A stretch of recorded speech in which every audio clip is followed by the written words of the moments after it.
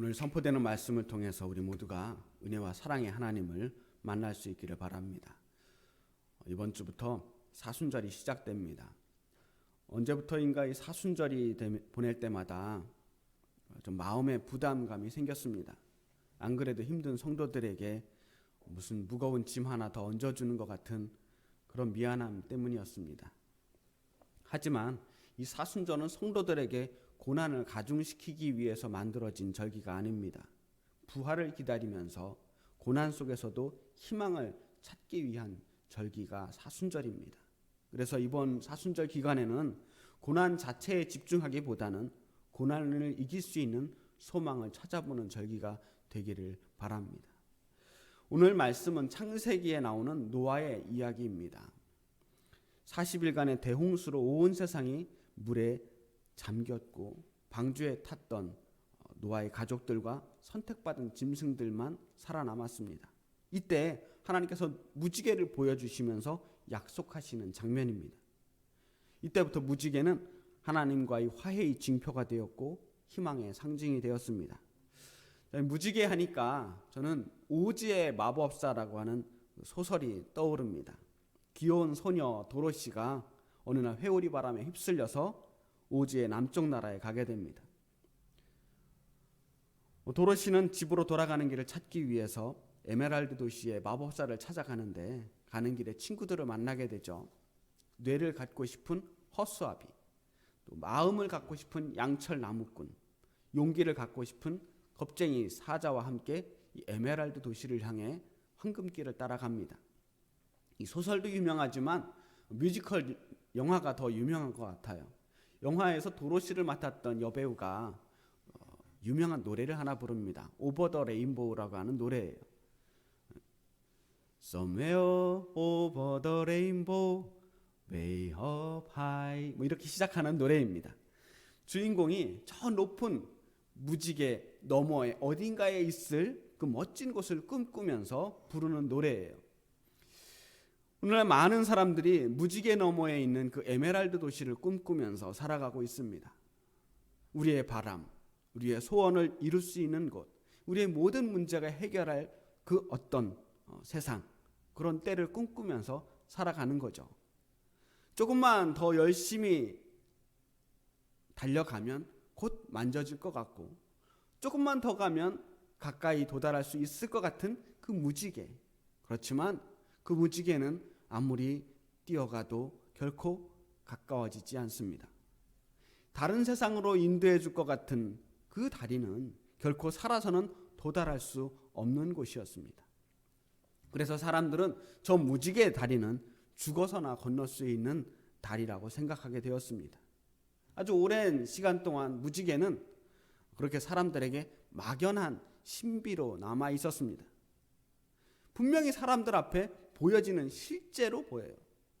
굉장히 신비하고 아름다운 광경이지만 그 누구도 그 무지개의 신비를 설명할 길이 없었습니다.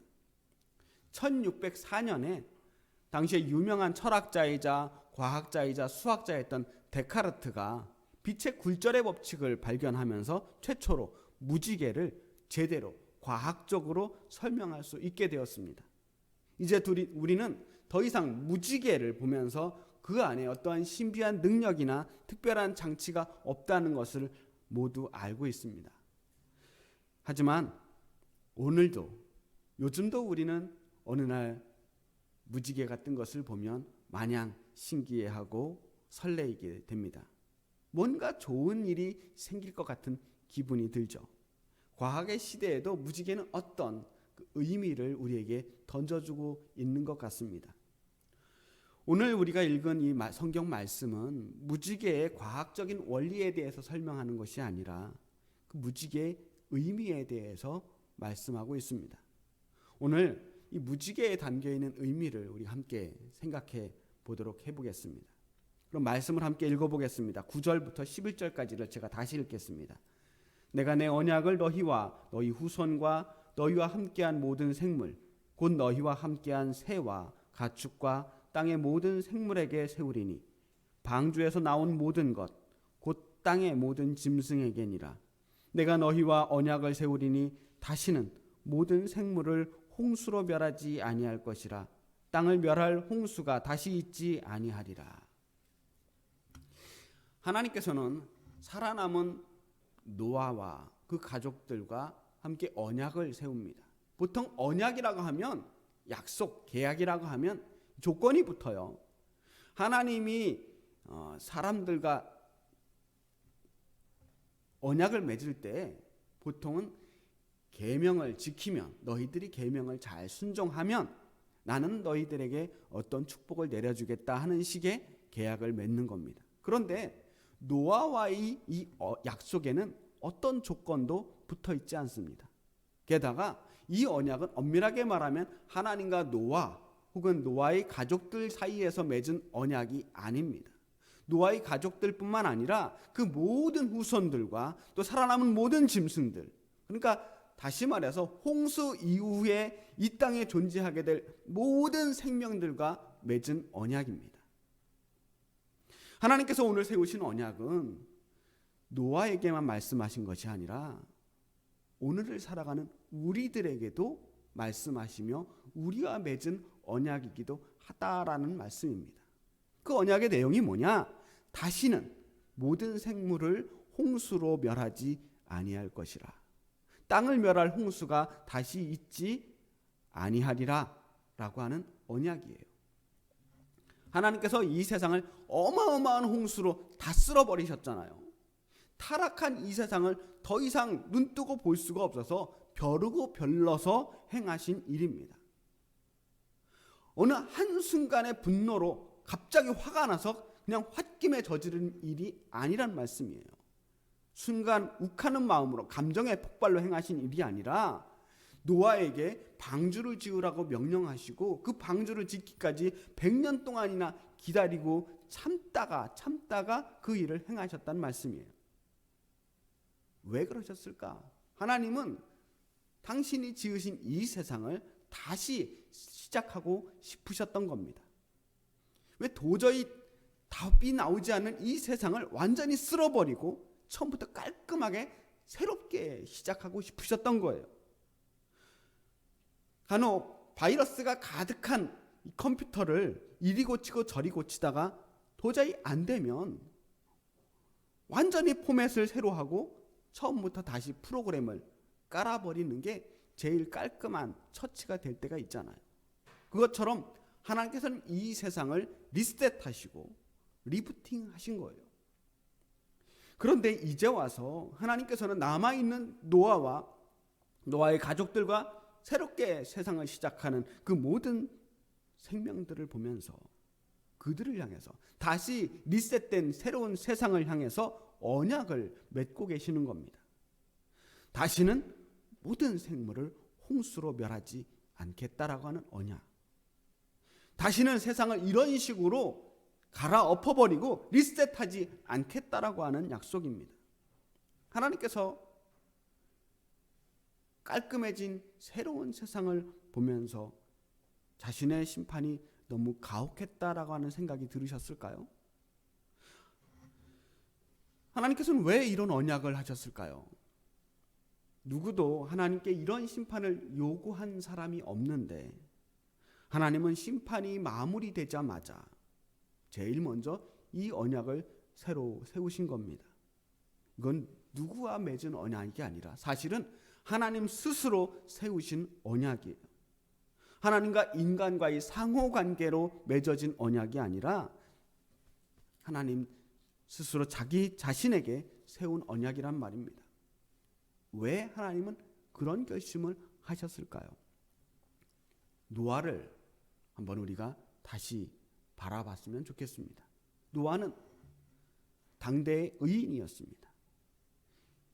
그 타락한 세상에 하나님께서 선택받은 유일한 가족이에요. 노아는 하나님의 명령에 순종해서 거대한 방주를 지었습니다. 지금까지 단 한 번의 불순종도 없었습니다. 그 때문에 노아의 가족들은 그 어마어마한 재앙 속에서도 살아남을 수 있었습니다. 하지만 살아남은 노아를 보세요. 과연 살아남은 노아는 행복했을까요? 그렇지 않았을 겁니다. 노아는 지금 완벽하게 상실했어요. 자신의 고향과 자신의 모든 이웃들을 잃었습니다. 지금까지 자기가 살던 세상을 통째로 상실해버렸어요. 지금 자기 자신이 그동안 믿어왔던 하나님조차도 두려움의 대상일 뿐입니다. 정의를 위해서 하나님께서 행하신 일은 노아에겐 너무나 큰 상처가 된 겁니다. 엄청난 트라우마가 노아와 그 가족들을 괴롭혔을 거예요. 노아가 땅에 정착해서 처음 농사를 짓고 포도를 수확한 다음에 노아가 무슨 일을 했을까요? 그 포도로 술을 만들어서 인사불성이 될 정도로, 아주 옷을 홀딱 벗고서 취해 있을 정도로 만취가 된 사건이 일어납니다. 어쩌면 이 사건조차도 노아의 그런 상처, 트라우마와 관계가 있지 않았을까 생각해 봅니다. 하나님께서는 이런 노아를 보시며 이 상처받은 이 세상을 바라보시면서 결심하신 겁니다. 다시는 이런 심판을 내려서는 안 되겠구나. 하나님께서 마음을 고쳐먹으셨다는 거예요. 이 세상을 다스리는 방식을 바꾸셨다는 거예요. 노아를 보시면서 살아남은 이 피조물들을 보면서 미안하고 안타까워했다는 것입니다. 그래서 하나님은 다시는 이 땅에 홍수를 내리지 않기로 약속하면서 언약의 증거로 무지개를 보여주십니다. 13절 말씀입니다. 내가 내 무지개를 구름 속에 두었나니 이것이 나와 세상 사이의 언약의 증거니라. 무지개는 주로 비가 온 후에 구름이 걷히고 날씨가 막 맑아지려고 할 때 해가 딱 뜨면서 금방 날이 갰을 때 나타나게 됩니다. 비가 올 때에는 무지개를 볼 수 없어요. 무지개는 해가 나야만 볼 수 있는 겁니다. 그래서 하나님은 무지개를 구름 속에 두었다라고 말씀하십니다. 구름 속에 감춰둔 거예요. 엄청난 폭우가 내리고 세상이 다 떠내려갈 기세로 비를 퍼붓는 그 시커먼 먹구름 속에도 하나님께서는 무지개를 감춰두셨다라고 하는 말씀입니다. 이 세상의 모든 구름 속에는 무지개가 있습니다. 그 얼마나 시적인 표현입니까? 구름 속에 무지개를 두었다라는 말입니다. 무지개는 하나님의 언약, 절대로 이 세상을 다시는 멸망시키지 않겠다고 하는 약속의 증거입니다. 어떤 사람들은 노아의 홍수 사건 이전에는 무지개가 없었는데 이때 처음으로 하나님이 무지개를 만드셨다라고 주장하는 사람들도 있는데요. 말도 안 되죠. 비가 있고 구름이 있으면 무지개도 생기기 마련입니다. 하나님께서 무지개를 만드신 것이 아니라 그 있던 무지개를 언약의 증거로 삼으셨다는 거예요. 더 중요한 것은 이 언약의 징표, 무지개가 우리를 위해서 구름 속에 두신 것이 아니라는 거예요. 먼저는 하나님 자신을 위해서 이 무지개를 언약의 증표로 세우셨다는 겁니다. 15절 16절을 읽어보겠습니다. 내가 나와 너희와 및 육체를 가진 모든 생물 사이에 내 언약을 기억하리니 다시는 물이 모든 육체를 멸하는 홍수가 되지 아니할지라. 무지개가 구름 사이에 있으리니 내가 보고 나 하나님과 모든 육체를 가진 땅의 모든 생물 사이에 영원한 언약을 기억하리라. 하나님께서는 노아에게 노아야 너는 이제 이 무지개를 볼 때마다 나와의 언약을 기억하여라 라고 말씀하시지 않았다는 거예요. 오늘 말씀 이 기억의 주체 누가 기억하는가를 보면 노아나 사람들이 아니라 하나님이란 말이에요. 내가 그 영원한 언약을 기억하리라. 하나님이 기억하시겠다는 거예요. 오늘의 언약은 노아와 그 가족들 앞에서 하고 있지만 사실은 하나님께서 자기 자신에게 약속하시고 다짐하시고 스스로 내가 그 언약을 기억하겠다고 선포하는 겁니다. 스스로 결심하고 스스로 결단하는 시간이에요. 이 세상에 저 무지개가 존재하는 한, 아니 이 세상에 생명들이 존재하는 한 내 다시는 절대로 이 세상의 생명을 홍수로 멸하지 않으리라 라고 하는 굳센 결심을 선포하고 있는 중입니다. 또 어떤 사람들은 이 말씀을 문자 그대로 해석해서 하나님께서 다시는 홍수로 이 세상을 멸하지 않기로 하셨으니 다음번엔 물이 아니라 불로 심판할 것이다 라고 말하기도 합니다. 그런데 그 말씀은, 그런 해석은 이 말씀을 정말 잘못 읽고 있는 겁니다. 하나님께서는 지금 이 시간에 내 다음번에는 물이 아니라 불로 심판하겠다라고 하는 불심판의 예고를 지금 하고 있는 것이 아니라는 거예요. 홍수 심판으로 고통스러워하는 노아와 그 가족들에게 너희들 물심판으로 얼마나 힘들고 괴롭니?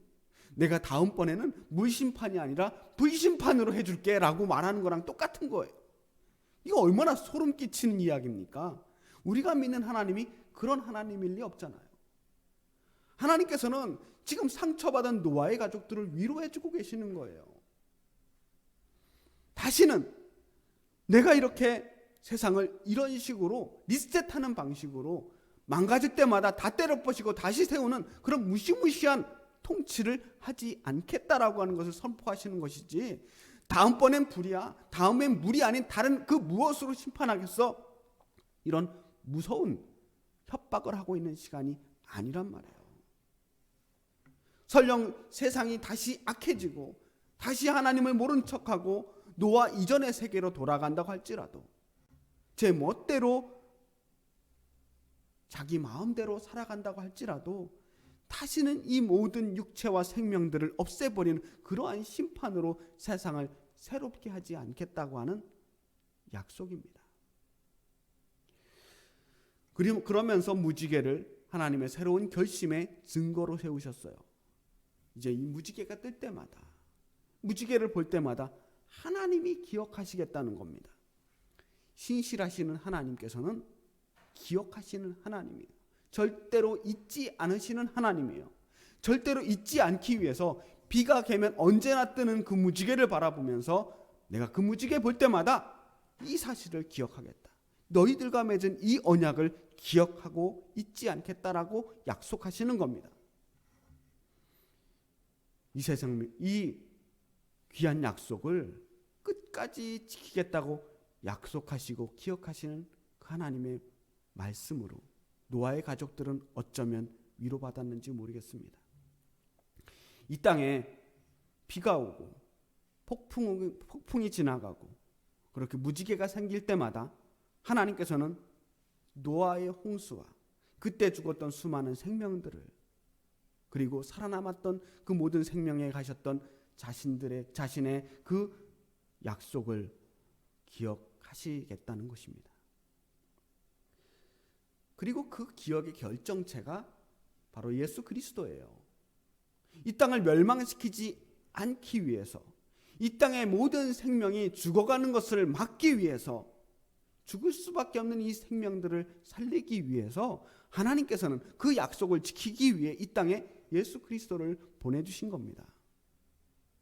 죄의 본성을 가진 인간들, 그냥 내버려두면 망가질 수밖에 없는 우리들, 언제나 가만 놔두면 타락하고 쾌락을 향해, 욕심을 향해 달려가는 이 욕망을 향해 질주해가는 인류를 위해서 이 땅의 어리석은 생명들을 그냥 내버려둘 수 없어서 하나님께서는 그 약속을 지키기 위해 예수님을 이 땅에 보내주셨다는 겁니다. 예수님께서는 어쩌면 하나님께서 먹구름 같은 이 세상에 감춰두신 무지개 같은 존재인지 모르겠습니다. 무지개를 통해 이 땅을 심판으로부터 구원으로 변화시키기 원하시는 하나님의 마음을 읽을 수 있게 됩니다. 저는 그래서 이제 무지개를 볼 때마다 예수님을 생각하기로 했습니다. 왜 하필이면 그 많고 많은 것들 중에 무지개였을까요? 우리는 아직도 위태위태합니다. 우리는 폭풍 속에 있고 구름 속에 있습니다. 때로는 모든 것이 휩쓸려 가버리는 고난을 만나기도 하고 절망 가운데 허덕이면서 상처받고 살아가기도 합니다. 이제 우리는 사순절의 첫 번째 주일을 지나갑니다. 이미 우리는 고난의 한가운데 있습니다. 먹구름 가득한 폭풍 가운데 서 계신 분들도 계십니다. 1년째 코로나의 재난이 우리 가운데 있습니다. 끝이 보이지 않는 이 시간, 도대체 이러한 상황이 언제 끝날지 아무도 짐작할 수 없는 이러한 깜깜한 상황 속에서 오늘의 말씀을 다시 한번 붙들어 봤으면 좋겠어요. 하나님께서 구름 가운데 무지개를 두셨다는 겁니다. 우리들의 고난 가운데서도 하나님은 예수님을 두셨습니다. 무지개는 하나님의 언약의 증거입니다. 오늘 우리의 삶에서 무지개가 보이지 않더라도 잠시 후 뜨거운 햇볕과 함께 떠오를 그 찬란한 무지개를 기다리면서 이 고난의 시간을 이겨낼 수 있기를 바랍니다. 우리를 향한 그 구원의 약속을 굳게 믿으며 절대 잊지 않으시고 끝까지 기억하시는 그 신실하신 하나님을 기억하며 오늘의 이 고난을 이겨내시는 저와 여러분이 되시기를 주님의 이름으로 축복합니다. 기도하겠습니다.